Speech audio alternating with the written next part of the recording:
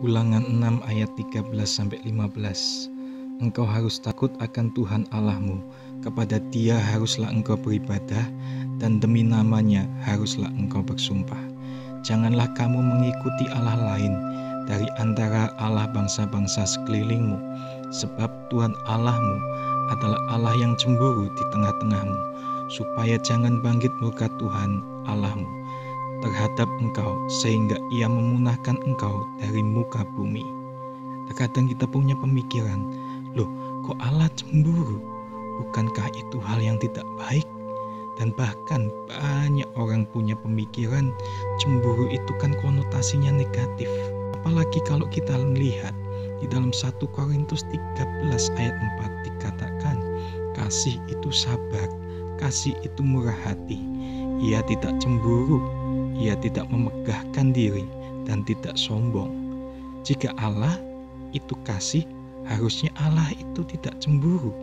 Tetapi kenapa Allah disebutkan Allah yang cemburu?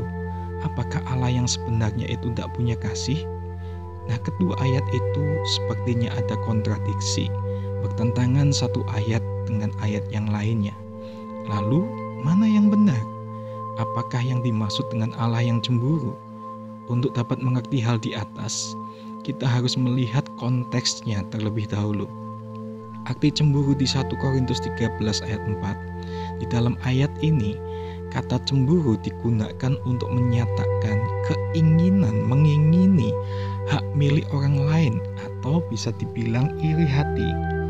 Contoh, kita cemburu atau kita iri hati melihat teman atau tetangga punya harta yang banyak. Kecemburuan ini adalah dosa yang akan menuntun kita kepada dosa yang lainnya.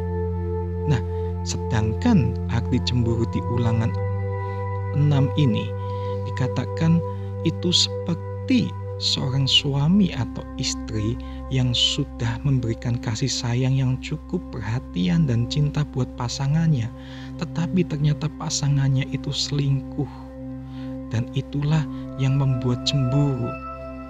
Kata cemburu yang digunakan dalam ayat ini sama-sama cemburu, tetapi yang membedakan adalah kata yang digunakan dalam konteks yang berbeda akan menghasilkan arti yang berbeda pula.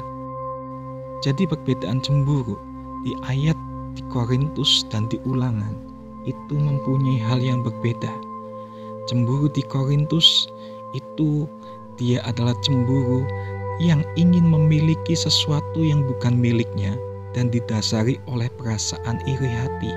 Sedangkan cemburu yang ada di Ulangan ini digunakan untuk melindungi sesuatu yang memang miliknya dan didasari oleh perasaan kasih. Kecemburuan Tuhan adalah tanda bahwa Dia sangat mengasihi kita, karena Dia tidak mau kita tersesat dan mengalami kebinasaan dalam hidup ini.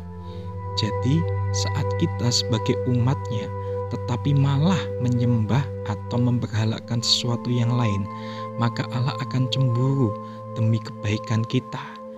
Tetapi kalau kita lihat di Korintus itu, yang tidak diperbolehkan adalah cemburu oleh karena iri hati yang bisa menyebabkan dosa yang lainnya.